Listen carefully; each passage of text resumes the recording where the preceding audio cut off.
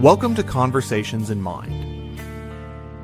This is a space for conscious inquiry, where metaphysics, new thought, and the science of mind meet real life. In a world calling for deeper awareness, we explore the nature of consciousness, the power of thought, and the presence of spirit moving through everyday experience. And now, here are your hosts, Barb Bue and Mark Gilbert. Well, hello, lovely humans. What if your mind is more than just a collection of thoughts? What if it is the gateway to a whole new way of living? Welcome to Conversations in Mind. I'm Reverend Barb, and I'm joined by my friend and fellow minister, Reverend Mark Gilbert. And we seek weekly to demystify the study of new thought and dive into the science and soul of consciousness, of awareness, of moving forward in life. And so whether you're a longtime seeker or curious about the power of your own perspective, we're going to dive into mind. And today, we're going to have a little chat about the ego. What is it? How does it work? Do we want to transcend it? Do we want to just dematerialize it? What are we doing? That's right. So, hi, Mark. Hi. Great to be back with you, and look forward to our always fun conversations. And this Absolutely. is a great topic. And one of the things that as we look at it is that, sometimes we feel like the ego is something we got to get rid of, and sometimes we don't. And sometimes we need to strengthen the ego, and sometimes we need to get rid of it. So, maybe we need to... We can transcend our egos. Yeah. But can we? We'll be talking about that. I always remember hearing Wayne Dyer one year saying ego stands for edging God out. Was his little acronym. I forgot about that one. Yeah. I heard that too. I've used that even, I think. I forgot about that. Yeah. And now I would say I'm not totally in agreement with it.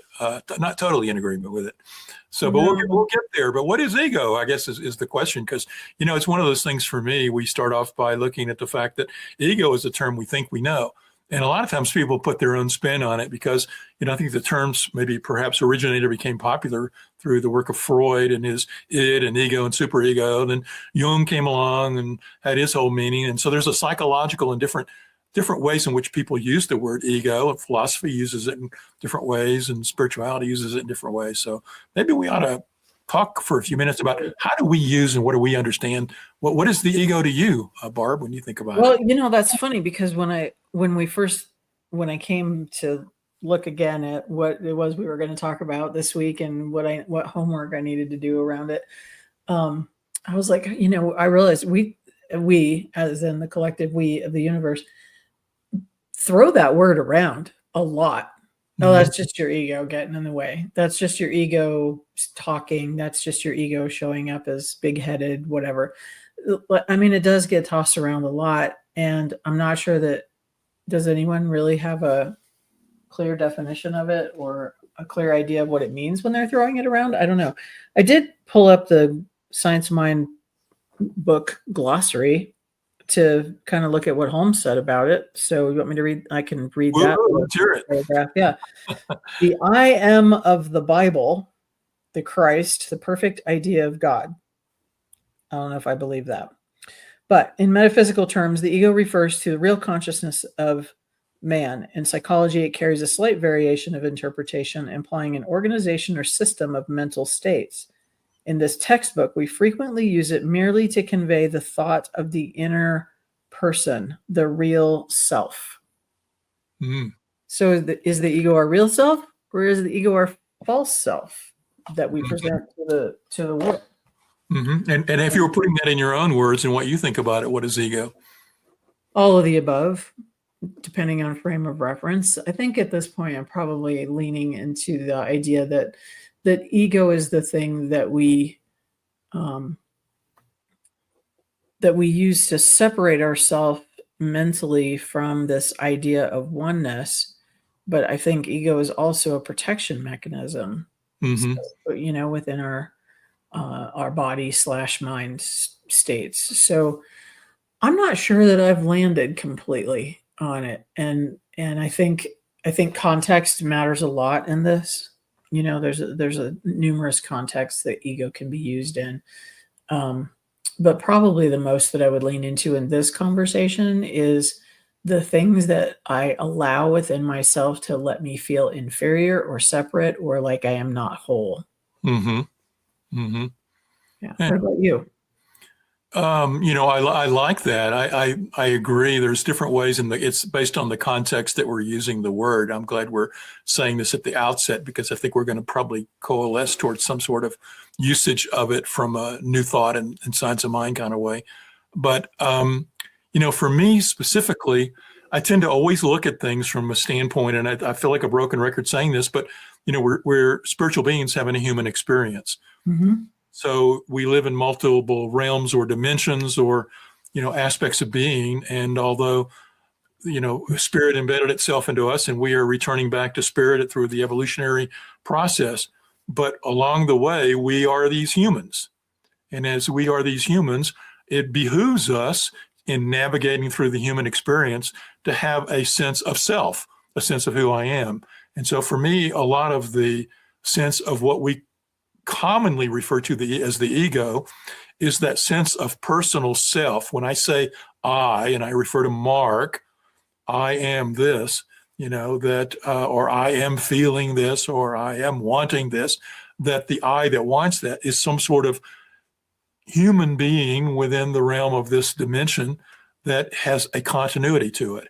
That I went to bed last night and I woke up today and I'm still Mark, I remember memories of my youth, and they are identified as this person, Mark.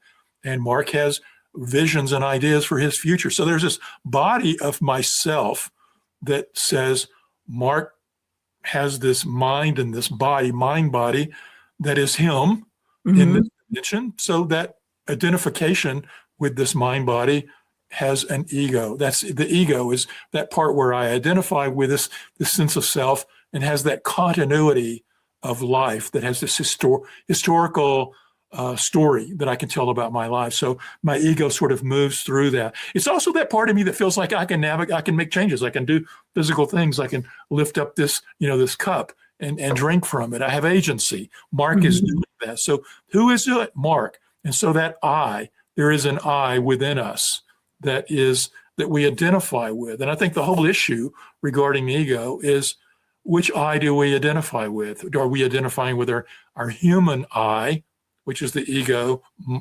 that we call the ego, or we are identifying with our spiritual self, which transcends it? So I think that's where we're heading, is a sense of a balance between a transcendent identification with spirit and a greater I, or the I within the human sphere, and that's our ego. The thing is, and I'll cut to the chase on some of this, is that as we grow in the spiritual path and learn to transcend the human realm, it doesn't mean we don't live in the human realm. Right. And so we can know and taste and have taste of spirit and oneness and transcend our humanness and recognize our true spiritual self, the greater I.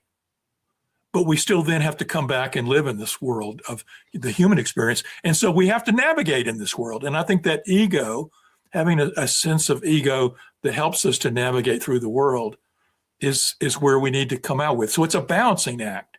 Where do we balance with an ego that helps us navigate the world of form while not so overly identifying with it that we become egotistical and think this is all there is, and that we're forcing things to happen.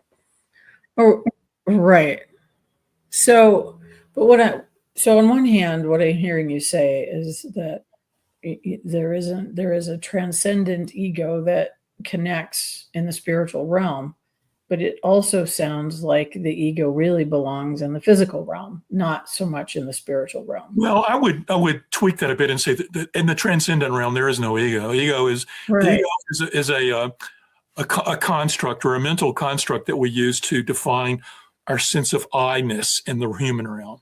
Almost like time, right? Like in the spiritual realm, there really is no time, but we create this construct of time to manage our life. Right. Right. As we're moving through the construct of ego to manage our identity. Yeah, it's something necessary for us to move through and navigate as a separate sense of individual in the human realm. But when we learn that we're more than that, when we learn our spiritual truth, then we recognize that we're all one, that the very nature of this human existence was created as an experiential playground or play, or lila, as the Buddhists say, for a human experience. It serves a purpose. And so the ego serves a purpose. But what happens is if we overly identify with that ego, it can limit us from transcending the ego and moving on our spiritual path. We can think, oh, I'm rich, I'm powerful, I'm famous. I can, I get so sensed and locked into being this human story of myself that we become so overly identified with our human sense of I-ness, ego, that it limits our ability to transcend it and see the unity of it all and how we're all one, we're all interconnected. When we can see things from that higher perspective, then we recognize the ego is just a tool we're using in the human realm, as is time, for that matter, which is a good thing, because there is no time. Eternity and beyond this realm, it's all the timeless and in the eternal now. We have to chunk things into parts for the human experience. We chunk it into time parts, and we chunk it into a sense of separate selves from one another.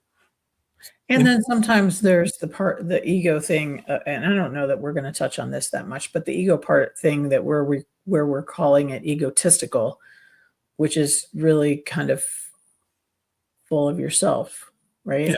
In a bragging sort of way, I guess, for lack of a better word right now. But I don't think we're leaning on that very much today, but I'm aware of it, but Well, there is an aspect to that when you overly identify with your humanness, and you also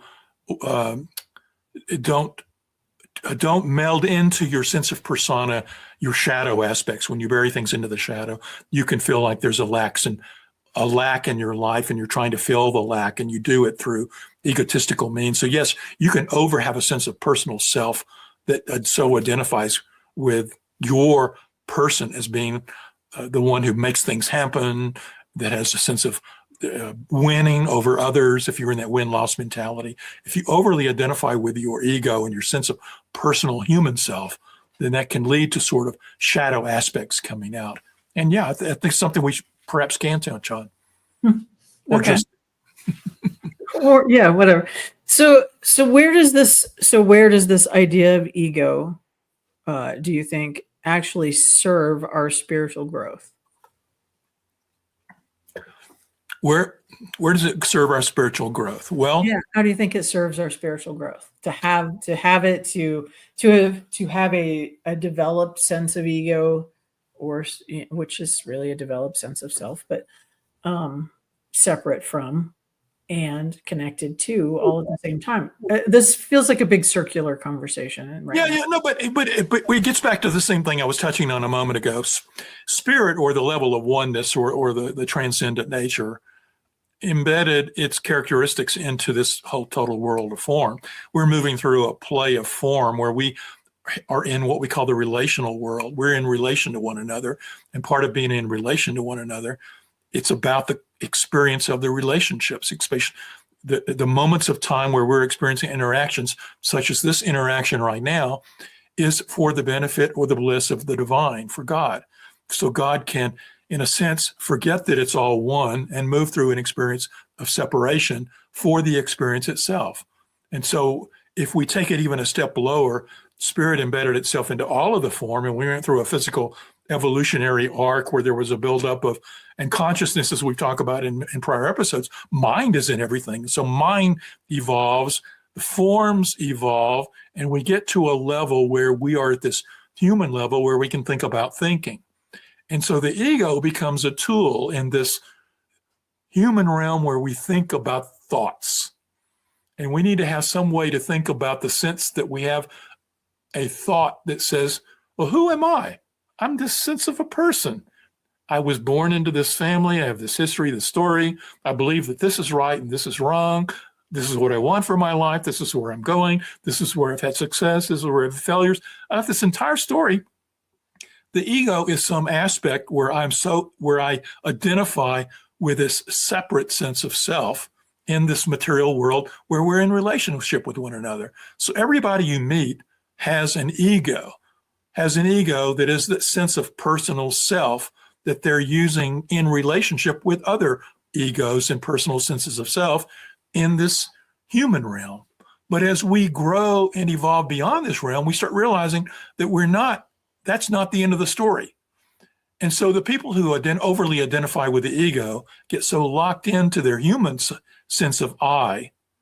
And we know many people like this. There's many people in the public sphere this day who so overly identify with their sense of self, they think that's who they are ultimately. At the spiritual nature, and what mystics have been telling us for so many centuries, is that we transcend that we really, our ultimate truth is beyond this world of form. This is a temporary state that we're moving for. So the ego is simply a consciousness construct that is created for us to believe and think that we're separate from others so we can be in relationship with one another. But we can overly identify the ego. And, for those who are interested in what I was just going through, there's a beautiful book. Ken Wilber, one of his first books many years ago, was called No Boundaries. And I'm going to take just a couple of minutes. And I haven't read that one, so please, yeah. Yeah. But what he says is we all start in spirit, just like I was talking about. We start in the sense of oneness or the transcendent nature or the absolute. But for spirit to step down into form and to create this playground of us moving about where we're thinking we're separate, there has to be levels of forgetting who we are as we step down. And the first step, which many philosophers have identified, is the very nature of thinking involves a subject and an object. In the very beginning, step down out of spirit was the creation of a subjective internal awareness where we are internally aware of an object that is separate from us. And so this is the basic level of philosophical division, is objects in the world that we see as separate, breaking things into objects out there perceived by a subjective awareness in here. And this goes down to the molecular level where a molecule has some sort of internal awareness and interacts with a relationship with an outer awareness. So subject-object awareness goes all the way down to the lowest physical forms, but it moves up to where we're aware of it. We're aware that we're a subject.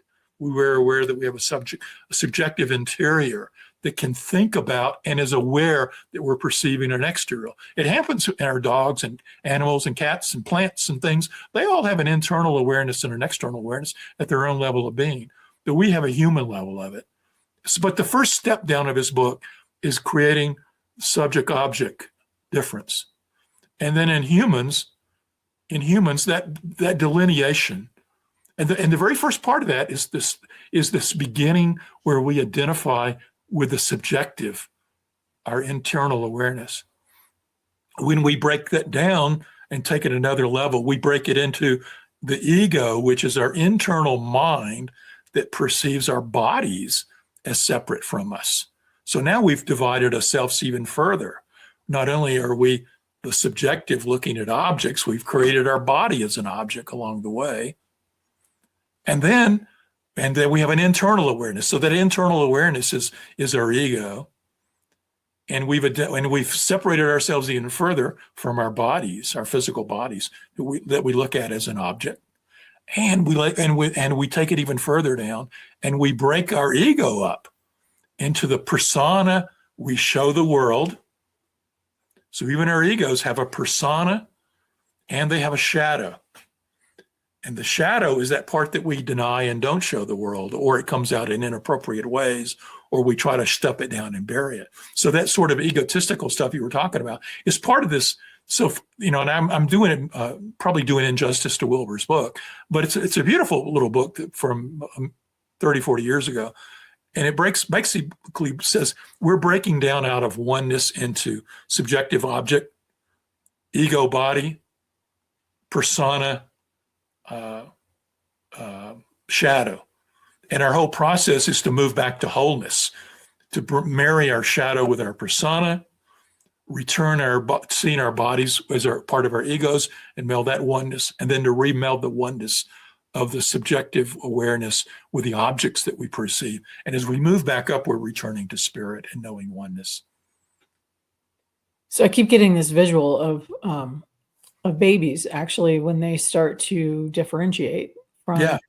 I mean, it's a step, like it's a very clear step in the development of a child is when they start to recognize that they're separate from their mother / the other people around them. It's too bad we have to do that. I mean, it's the only way we can function, right? But it is also, it's, I also, kind of get this visual of, when babies first realize that they have a body and it's like, oh, these are my toes, so so it really does actually start all the way back there. Yeah, you can look at the developmental stages of a baby going through the very fact that they have to develop that subject-object difference. Yes, totally. Start identifying with they start creating the ego. They start identifying, studies have shown that little young children they can't tell the difference, but that you and I are not different. And I won't go into the studies, but there's ways in which they can identify that the child can't see that what you're thinking and what I'm thinking are different. They think they're the same, but over time we start recognizing, oh, you're different from me and you've got a different internal awareness than me. And that's when we start creating more of that egoic sense that my internal awareness is different from yours. You can't tell what I'm thinking. And then over time, we also start realizing that some of our internal awareness we want to hide from ourselves. So we start dividing our internal awareness up into our shadow aspects. And so as we look at the development path of a human from an infant up through the stages of full maturity as an adult, 18, 20, whatever, it's a path of 35. letting go. What do you mean 18 or 20? Yeah, exactly. But one thing, Barb, is it's all the human. Why do we have to go through? Why can't we go back to be like a baby? And part of it is we have to go through the journey. It's part of it. We have to learn the lessons. Yeah. It's the hero's journey, just like in what we're talking about of spirit going into form, so it can forget itself and go through the journey and learn and have the experience. And we're doing it at the individualized level. Well, and if you believe in soul development, which and that we return to various life experiences for soul development, then this is part of it, and it has to happen every single time so that we can develop whatever it is that we're hoping our soul develops, which at some point is, I think, the reconnection at the level where we get to vibrate off at some point, Yeah. That's another topic, isn't it? Should I write that down for next week? Death. We can talk about death. No. We can talk about the death of the ego, which I don't think is real. I don't think it doesn't ever leave us. People are like, oh, I killed my ego or I transcended my ego. I'm like, no, actually, I think that we bring it into balance as we mature spiritually. We bring it into balance. We tone down the separation and we tone down the part of ourselves, not tone it down, but the part of ourselves that wants to be materially successful settles down a little bit, hopefully, and allows us the space to become more spiritually connected. And maybe this is my ego deciding what's important for everyone, but but I think that's part of it. You just start to figure out at some point, if you are maturing, and we know people who are not, but if you are maturing, that there is a place where you start to recognize that the things that really matter are the things that are not of the ego. Yeah. Does that ring for you? It rings perfectly, and it gets into that whole story about, well, are we really transcending, or are we denying and killing the ego, or how do we if we're not, how do we bring this balance about? But maybe this would be a good segue to our commercial. Oh yeah, wow. and Yes, remind Lord. folks that you're watching the New Thought Media Network, and this program comes to you through the good graces of the New Thought Media Network, and we would encourage you to support them. We're going to show you a commercial with a QR code, so get your camera out. But we'd also like to remind you that we love your feedback, and so no matter how you're watching this particular program or listening to it on the many people who are listening to this via their audio podcast, that we encourage you to drop us a comment, drop us a line, let us know what you like, what you want to react to, what topics you'd like us to cover. We always enjoy hearing your comments as to any kind of reaction to the words that you're hearing here, and also giving us ideas for things you'd like us to discuss. We know and hope that it's finds our conversations beneficial. But by supporting the New Thought Media Network, it allows us to continue doing these broadcasts through their means, and also it helps support them so they can continue doing the good work and all the programs that they bring. So here comes the commercial. We hope you're enjoying Conversations in Mind. This program is made possible by the New Thought Media Network, a nonprofit that's supporting conscious, spiritual media. If you'd like to support this work, just scan the QR code to make a donation. It lets the network know you like this show and helps them to continue bringing you this type of content. You can also go to ntmedia.org and click on Donate. Thank you for being part of the conversation. Now, back to the show. Thank you for that. And, again, we love your comments. So do you think that the ego is something that we want to heal, or we want to transcend and move? And by, I guess the word transcend to me in this particular case sort of feels like move away from, turn away from, because it's going to be there. Like transcending makes it sound like it disappears, and I don't think that's. Yeah, to borrow a popular phrase from Ken Wilber, he likes to use the word transcend and include. And he says that all of the evolutionary process is that. And I think the so-called healing of the ego is part of our evolutionary process. We can be stuck at the human level and never heal our ego. And we can get, absorbed into identifying with ourselves so strongly that we go for power and fame and money and whatever it is that is on this human existence is so mesmerizing to somebody that they can get anchored in it and not be able to let go of it. And that can, in a way, stifle them on their ultimate journey. And that's okay. There's no right or wrong here. But we are saying that ultimately there is a call in the spiritual realm for us to transcend the human realm. And so for a person who gets stuck in their egos and doesn't move on, that's where they are. And I think, as we said in prior programs, if once they feel the right impetus in their life gives them the right push to move on, then they'll grow and transcend it. But people can get stuck at this level. Let's just acknowledge that. And I think that's when Wayne Dyer used ego as edging God out, he was trying to point to the fact that when we forget about God and get so immersed in the human story, in our human existence, that we think that's all it is, that this sense of I is me as this human being is all that I can identify with. And I'm edging God out and I'm forgetting that transcendent nature. But on the flip side, we can get we can be a monk in the hills and forget about our bodies and, live in a state of total transcendence and forget that we're living in the world of form. And is that really doing what Spirit's desire is for us? Is it not also to live in this relational world and have the experience for the bliss of the divine? So there ultimately it's sort of like a bell-shaped curve. There's always going to be people who are stuck in human ego and people who want to stuck in transcendence and can't move to the middle. But most people, they really should be moving into, and should is not the right word, but you know what I mean. There is a call for us to transcend the human story, to identify our truth and oneness, and then come back and live in this world and enjoy this world and the gifts of this world, because it really is a gift. And in spite of all the stuff that's going on in the world, how can we bring our awareness and the love and the bliss that we're feeling back into this and assist others on their journey as well? Well, and I want to say too, when we talk about things like this with the material world,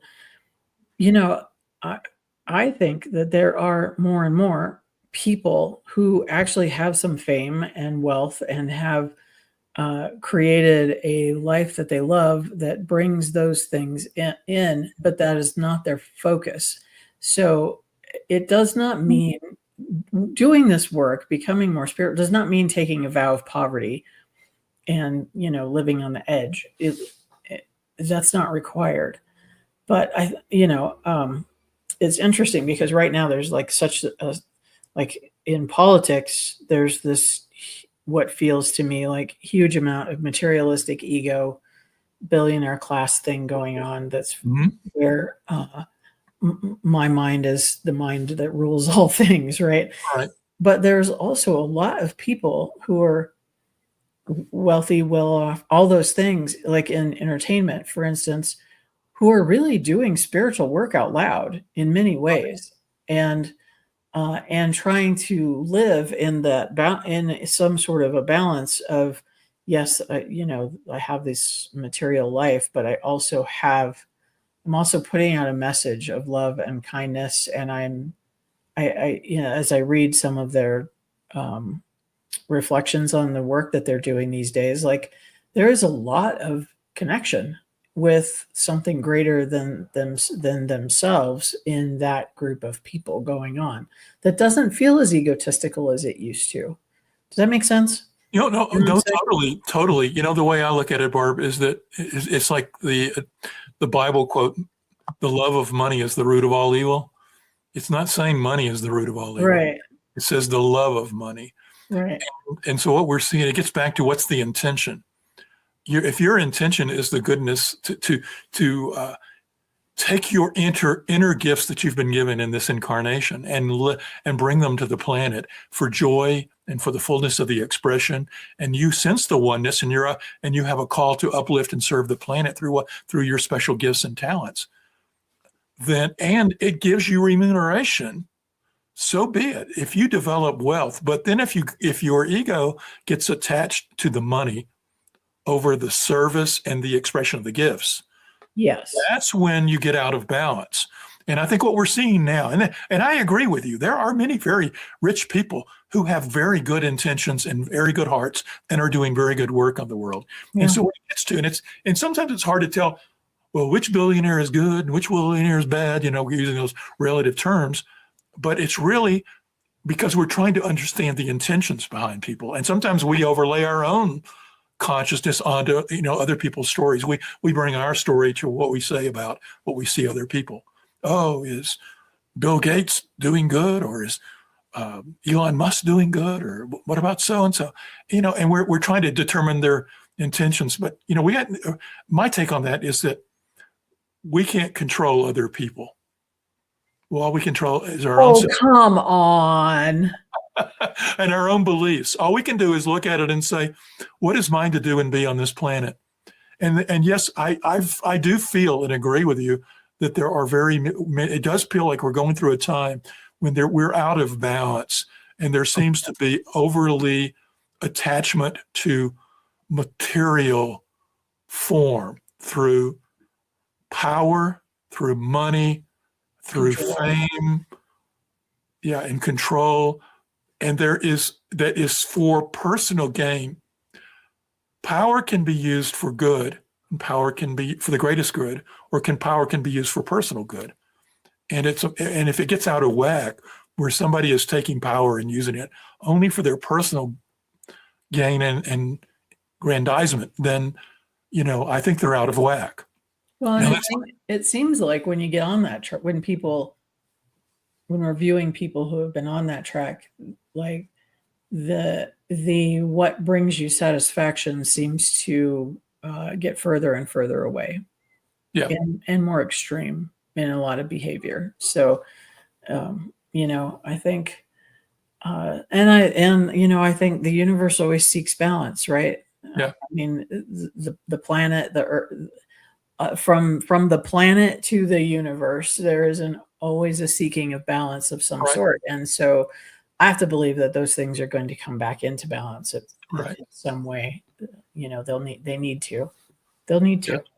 Yeah, we've said in prior episodes, life is like a pendulum or a spiral, and we're swinging, but whenever we swing one way, we have to swing into the other. It's like when people have asked me, what do I think about what's going on in the world? I say, well, for the short run, it may be out of whack and there's going to be some, pain and struggle, but in the long run, things will be okay. And I think that we can even sense, even in the current culture, things are out of whack in terms of people's love of money and fame and power. Oh, yeah. And there will be a reckoning where the pendulum will swing back. How that will look like and what it will look like, I don't know. But I'm optimistic that the universe has always self-corrected. When we move too far to one way, it says, oh, okay, you've explored the boundaries of that aspect of human experience. Let's go explore the other way, and we can get out of whack in either direction. And there's always a movement. We swing back and forth, but we're always upward, which is why I think the spiral resonates with us, because we go that way and we go back the other way, but we're always moving upward. We're moving upward. And that doesn't mean sometimes we don't take 2 steps back on the game board of life, but eventually we will overcome those steps and move forward. Well, what I continue to say about the current situation and how life looks right now is that there were a lot of things that were not in balance that a lot of us did not realize were not in balance, and in terms of how other groups of marginalized groups of people are treated, and that has to correct. And I think that's part of what's happening now is like the full falling away of false belief of separation and power overness, right, so that we can create a society that is actually power balanced and cares for itself and each other. The only way we're going to get there is for people to begin to care about everyone else. Yeah, there's a certain social psychologists talk to the fact that we move up a moral development line. Mm-hmm. Historically, it moves from being, egocentric, only caring about yourself, to ethnocentric, where you care about your group, and that can be your religion, it can be your race, your country, your whatever. Yeah. You have your in group and your out group, but we eventually move to a state of world-centric and cosmos-centric, where we not only can identify with and see our unity with other people, but ultimately with the universe itself.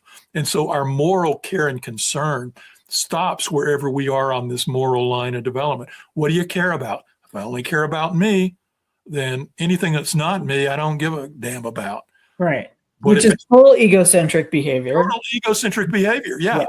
But if we can expand to even caring about a small group of other people, my in group, and I've got an in group and an out group, that's egocentric.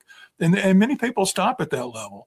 But there are higher levels of being. And the further you move up the spiritual path, the more you become aware of the interplay of life, then you can start seeing, and you start caring about not only every other person, no matter what their race, religion, sexual orientation, et cetera, is.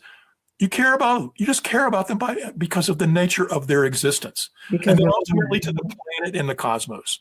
You care about the planet and the very state of being. You're caring about this entire realm, this entire dimension we're moving through. Yeah. Yeah. Parking spaces for everyone. Exactly. The simplified version is parking spaces for everyone. Yeah.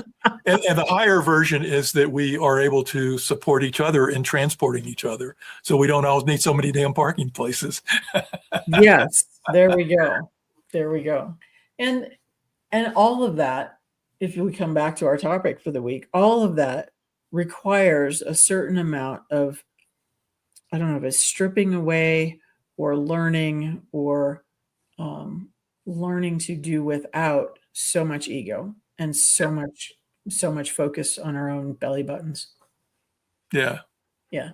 The real trick, Barb, is that, we have to come back and live in the material world and navigate as this individual. Mm-hmm. And we still have, so we have to have an ego for this sense of relationship with other people and how we're navigating. But then the trick is not to get so re-identified with your form that you forget about your unity with those other expressions that you are relating with. It's like I think I've said before, we can have a perspective. I can have a perspective of Mark. I can put myself for a moment in your shoes and say, oh, Barb's probably thinking about this. And I can look out at the world and say, oh, maybe, famous people and people in the news are acting this way because of their stories. And I can put myself in their shoes. But can I step outside the entire sphere and look down on it and say, can I look at how all the pieces are playing? And that's truly what we're called to do on the spiritual path, is to transcend the sense of being a separate individual, understanding the perspectives of others, understanding the perspective of the all. And by that, as much as we can, and it's difficult, but one of the best spiritual practices is really to try to identify with other people and what their lives are like. Yeah. For sure. And it's funny because, we start talking about becoming more spiritually aware and connected, and we forget that means being more spiritually aware and connected with other humans as well. It's right. not just about being connected to spirit, the universe, God, whatever you want to call it. You're connected with something larger. Something larger includes all the people. Right. So yeah, and it's real easy to feel this sense of transcendent nature and feel, oh God, how spiritual I am. And then you come back and I'm on my own chair in my own house and I have coffee. Yeah, right? and we've joked about the fact that you take that transcendent feeling back and drive in traffic and somebody cuts you off and you're cursing them. Right. And it's not to say not to have healthy boundaries when people are bumping into you and doing wrong to you. But it's to carry an awareness of your connection to everyone and to bless people and want the best for other people and not do you see yourself in competition with others, or do you see yourself in a unity of cooperation with others? Right. And that's the key. Like even back Wallace Wattles talks about that like a lot, that we will not move until we move out of competition and into creativity and connection. Yeah. I don't know that I have much more to add to this today. Well, this has been fun. Thank you for. Yeah, I love that your work with Ken Wilber, and that you remember all of it is really lovely. Some days. Well done. Thank you. So thank you very much. Sure. Yeah, do you have anything you want to close with? Because I'm pretty. No, I guess just as a closing, I guess what I'm called to say is remember that your ego is necessary for navigating the human realm, but you're called to a spiritual realm.